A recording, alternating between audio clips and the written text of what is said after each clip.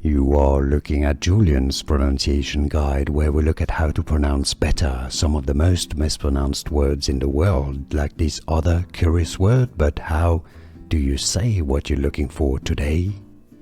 Let's learn how to pronounce the name of this late baseball tennis player with the New York Yankees. If you want to learn more names from baseball that many get wrong, stay tuned. He has sadly a disease named after him. It's nicknamed the Iron Horse.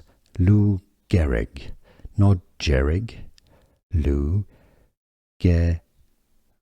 He was named Heinrich Ludwig Gehrig, better known as Lou Gehrig. Here are more videos on how to pronounce more confusing words and names too many mispronounced. Like this video if you found it useful. I appreciate your support. I'll see you soon and thanks for watching.